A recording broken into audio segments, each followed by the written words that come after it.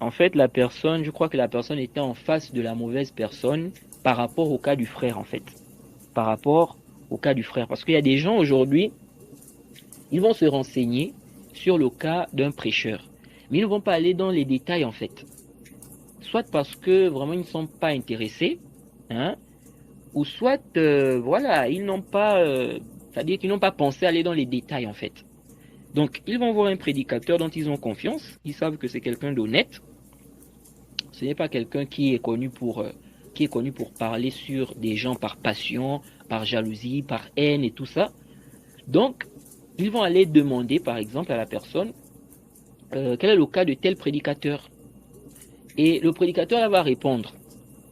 Il va, par exemple, dire, c'est pas quelqu'un de fiable et tout ça. La personne ne va pas aller plus loin. Donc, il demander, non, bon, pourquoi c'est pas quelqu'un de fiable, tout ça, tout ça, tout ça. La personne s'en tient à cela, par exemple. Mais c'est évident qu'une telle personne, si elle vient dire à une autre personne que n'écoute pas tel prédicateur, c'est pas quelqu'un de fiable, mais c'est évident que cette personne soit incapable d'apporter des arguments par rapport à sa parole. Parce qu'elle-même, déjà, elle a pris des propos, elle n'est pas allée plus loin. Donc la personne ne doit pas se baser sur ce genre de choses. La personne doit plutôt demander à ceux-là qui sont connus pour être honnêtes, qui sont connus pour être des gens fiables, qui ont de la science, elle va vers ces personnes-là, ou bien cette personne, elle va demander à ceux-là, hein, elle va vers ces personnes-là, elle va demander à ceux-là de, par exemple, voilà, de lui expliquer, n'est-ce pas, le cas de tel ou tel prêcheur. C'est comme ça. Parce qu'il y a des gens aussi qui parlent avec passion. Il y a des gens qui parlent avec haine. Et on peut voir ça à travers certains comportements. Quelqu'un va par exemple parler sur une personne. La personne va passer son temps à insulter, insulter, insulter, insulter. Aucun argument. Bon, on comprend que là, il y a un autre problème en fait. Donc, il y a des gens qui sont connus pour être honnêtes, qui sont connus pour parler sur d'autres personnes, n'est-ce pas, avec équité. Ils n'exagèrent pas. Ils disent ce qu'ils savent, n'est-ce pas, avec des arguments et tout ça.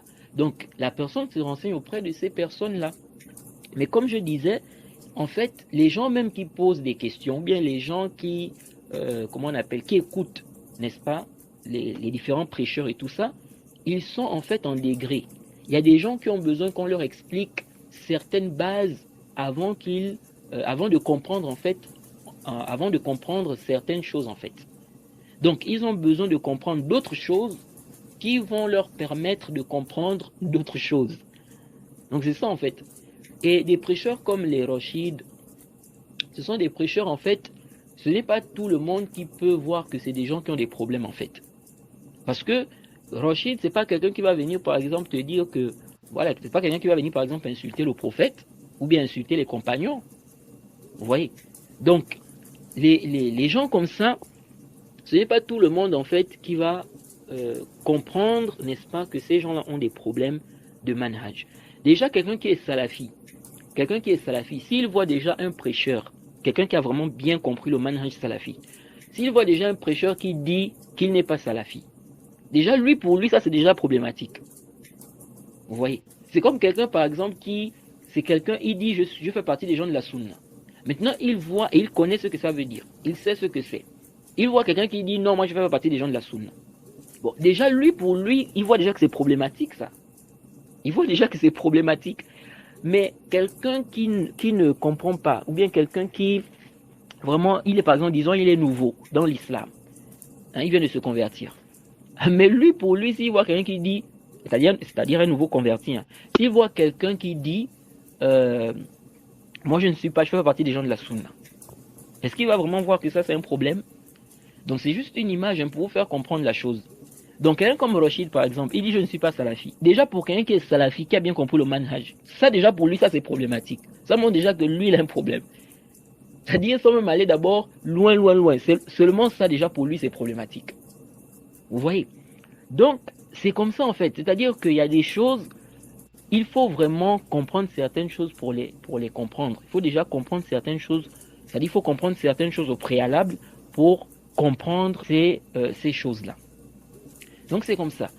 Et il y a des signes, il y a des comportements lorsque quelqu'un affiche ça, vraiment ça, comment dirais-je, ça fait comprendre en fait que la personne vraiment, il y a de la malhonnêteté en fait. Regardez lorsque j'avais réfuté Rochid sur la question de l'esclavage là. Il avait fait une vidéo, il avait dit quelque chose de très grave concernant l'esclavage. Dès que j'ai fait mon rad, aussitôt, il a retiré la partie dans la vidéo. Et il a fait comme si, en fait, comme s'il n'y avait rien, en fait. Sans expliquer aux gens que oh, j'avais dit ça, faites attention et tout ça, c'était une erreur. Ceux qui ont peut-être téléchargé la vidéo, sachez que c'est une erreur et tout. Non, rien du tout. Il a seulement retiré comme ça. Et heureusement, il y a un frère qui avait téléchargé même cette vidéo-là, parce que en faisant ça même, il pouvait me faire passer pour un menteur même. Parce que c'était la même vidéo, ils ont juste retiré la partie là. Donc quelqu'un va aller regarder la vidéo et va dire, mais le frère Mohamed a dit que Rachid a dit ça dans sa vidéo, mais je ne vois pas ça ici. Vous voyez? Donc des comportements, en fait, quand tu vois, tu comprends que ces gens-là, c'est des gens, en fait, eux, en fait, c'est le public, en fait. C'est le public. Hein? On est là pour, voilà, on veut faire plaisir hein, aux gens et tout ça. On veut garder son public et tout ça. Non, mais c'est pas ça le but. Hein? Le prêcheur même déjà de, comment on appelle, celui qui appelle la sunna, on doit déjà voir dans sa da'wa vraiment la prédication des prophètes. Comment quelqu'un va faire une da'wa et sa da'wa, vraiment tu ne vois pas vraiment qu'il donne une grande importance dans l'appel au tawhid. Ces prêcheurs-là, les prêcheurs comme ça, comme les Rashid là, tu vas voir que c'est des gens, en fait, c'est comme le cas de, comment il s'appelle, Rashid. Je disais à un frère qui m'avait contacté une fois, il me parlait de certains prêcheurs là. Je lui ai dit qu'il y a des prêcheurs, leurs égarements sont clairs. C'est-à-dire, il suffit d'écouter 2 audios de ces prêcheurs-là, tu vas faire sortir leurs égarements. Des gens comme les Islam ibn Ahmed. Islam ibn Ahmed, lorsque je l'ai réfuté, j'ai pris combien de vidéos? Peut-être, je ne sais pas si c'est 4 ou 5 comme ça. Ça seulement, j'ai fait sortir, ou bien 3, je crois que c'est 3 vidéos. Avec ça, j'ai fait une série de combien d'audios là? Je crois 19 audios comme ça. Rien qu'avec 3 vidéos. Bon, imaginons si je prenais, je sais pas moi, 15 vidéos. Je crois que c'est 3 vidéos en tout cas. 3 ou 5. En tout cas, ça ne va pas au-delà de 5 quand même. Alors, si je prends par exemple 20 vidéos d'Islam ibn Ahmed, qu'est-ce que je vais faire sortir de toutes ces 20 vidéos-là? Mais tu vas voir d'autres prêcheurs, tu vas écouter leurs vidéos, tu vas écouter leurs audios. En fait, ils ne montrent pas vraiment, ils essaient de cacher en fait. Ils ne touchent pas certains sujets qui vont montrer clairement leur voix en fait. Par exemple, je prends le cas de, comment il s'appelle, Eric Younous. Les frères doivent connaître Eric Younous. Eric Younous, il y a un frère de France qui faisait des cours avec lui, qui était en contact avec moi. Avant qu'il n'ait connaissance vraiment du manhaj du frère et tout. Mais le frère me fait comprendre que le frère leur disait des choses qu'il faisait en fait, parce qu'il faisait en fait des cours privés avec des frères. Il disait des choses, il disait que mais ces choses-là, pourquoi il ne dit pas, on ne voit pas ça sur internet, tout ça dans ses cours sur internet et tout. Et le frère me disait qu'il ne veut pas en fait. Et c'était des choses qui restaient en fait en privé. Et il parlait même il faisait même les éloges de, comment il s'appelle, le frère me disait qu'il faisait des éloges même d'Al-Hazimi et tout. Et donc, en fait, des gens comme ça, ils ont en fait, c'est-à-dire ils vont prendre par exemple des sujets qui en fait ça ne divise pas vraiment, on va dire que ça ne cause pas des problèmes. En fait, les musulmans sont réunis par rapport à ça. Si quelqu'un vient parler maintenant de la médisance, est-ce qu'il y a un musulman vraiment qui va venir dire ici que non, c'est pas bien, pourquoi tu parles de la médisance, bien qu'il va l'attaquer par rapport à cela? Non. Quelqu'un vient parler du vol, quelqu'un vient parler, c'est-à-dire il met en garde contre le vol, la médisance, des sujets comme ça, en fait, des sujets qui, en fait, ça ne te permet pas vraiment de distinguer vraiment celui qui est sur le manhaj de celui qui n'est pas sur le manhaj. Même les innovateurs, les égarés sont d'accord que oui, la médisance c'est haram, le vol et tout. Mais il y a des sujets là, quand tu touches, n'est-ce pas, ces sujets-là, à partir de là, on peut bien voir que celui-là, il suit la voie des salafs ou bien ne suit pas la voie des salafs. Par exemple, quand quelqu'un va toucher les sujets sur les innovateurs, quelle est la position des gens de la sunna par rapport aux innovateurs? Quelle est la position des gens de la sunna par rapport à, comment on appelle ça, le hajr, le fait de boycotter les innovateurs? Les sujets comme ça, tu vas voir les gens comme les Rashid, tout ça, ils ne vont pas vraiment toucher ça. Ils ne vont pas vraiment toucher ça. Et un prêcheur, n'est-ce pas, qui appelle à la vérité, il doit, n'est-ce pas, parler du tawhid, il doit mettre en avant le tawhid, il doit mettre en garde contre le shirk, les bid'ah. Mais si un prédicateur, On voit déjà dans sa voix, il prend seulement les sujets généraux, il parle de la médisance, le vol, il faut délaisser ça, il exhorte des gens sur, voilà, les comportements, le droit du voisinage, comment on appelle ça, le droit du voisin et tout ça. Bon, les choses comme ça, il n'y a pas un musulman qui va, vraiment, qui craint Allah, qui va venir contredire ou bien réfuter ici. Mais lorsque tu vas toucher les sujets sur les innovateurs, les égarés, le shirk, le couvre, ah, là maintenant tu vas voir que tu vas commencer à avoir certains problèmes avec, n'est-ce pas, certaines personnes. Et donc, ces gens-là souvent, ils vont pas vraiment, en fait, ils vont cacher des choses en fait. Ils vont cacher des choses. Mais celui qui a bien compris le manhaj, il voit déjà à travers leur comportement certaines choses qui montrent que c'est des gens en fait qui ont des problèmes. C'est comme ça en fait. Mais ces problèmes que ces gens-là ont là, ce n'est pas tout le monde qui va comprendre ça comme ça facilement. Il faut déjà certaines bases. Si la personne n'a pas ces bases-là, c'est compliqué.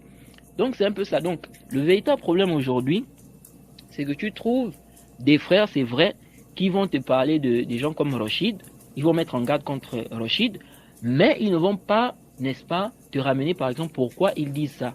Pourquoi ils disent que c'est quelqu'un qui n'est pas sur une bonne voie et tout ça. Pourquoi? Parce qu'en fait, déjà, lui, c'est quelqu'un pour bien comprendre, n'est-ce pas, qu'il n'est pas sur une bonne voie, il faut certaines bases. Deuxièmement, ces gens-là, parfois, ils prennent juste des propos comme ça, ils ne vont pas en profondeur, ils ne connaissent pas vraiment, comment on appelle, le cas du frère en fait.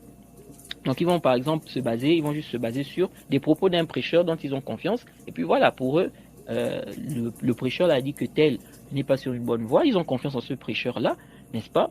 Donc ils se basent sur ça. Vous voyez, et ça, ce n'est pas réprimandé de manière absolue. Ce n'est pas réprimandé de manière absolue. Mais le problème maintenant, c'est quoi? C'est qu'il est important aussi de connaître les arguments. Il est important de connaître les arguments parce que lorsqu'on sera en face, comme le cas là, quelqu'un va être en face d'une autre personne, elle va dire à la personne qu'un tel est déviant. Bon, il est déviant par rapport à quoi? Si la personne n'a pas d'argument, c'est problématique. C'est problématique. Mais maintenant, comme je disais, les arguments aussi, c'est aussi en fonction des niveaux des gens, de la compréhension des gens, parce que il y a des choses que quelqu'un va apporter comme argument. Celui-là qui écoute ça, s'il n'a pas un certain niveau, lui va voir que c'est pas un argument. Parce que pour lui, il voit que c'est pas un problème. Même si on dit à une personne que Rachid fait les éloges de Mohamed Hassan, il a un audio, il fait des éloges de Mohamed Hassan par exemple. Ou, et l'autre là, comment il s'appelle, Mohamed Hussein Yaqoub. Hein? Il a fait des éloges de ces gens-là. Et il a fait un autre audio même encore pour confirmer parce que il disait non, pourquoi ils ont mis en garde contre moi? Parce que j'ai parlé en bien de tel. Bon, quelqu'un qui n'a pas de base dans le manhaj, je lui dis ça et pour lui, ça c'est rien en fait. Mais quelqu'un qui a bien compris le manhaj, il sait déjà que ça c'est un problème dans le manhaj de quelqu'un. Parce qu'il connaît déjà les déviations de ces prêcheurs-là, Mohamed Hassan et l'autre. Donc c'est un peu ça, c'est vraiment, en fait on va résumer la chose, c'est quoi? C'est le ilm, c'est l'apprentissage des bases. Parce que quand quelqu'un apprend bien les bases du manhaj salafi, ça va l'aider à comprendre facilement, n'est-ce pas, les déviations de certains prêcheurs et tout ça. Et quiconque fait scission d'avec le messager, après que le droit chemin lui est apparu, et suit un sentier autre que celui des croyants, alors nous le laisserons comme il s'est détourné, et le brûlerons dans l'enfer. Et quelle mauvaise destination!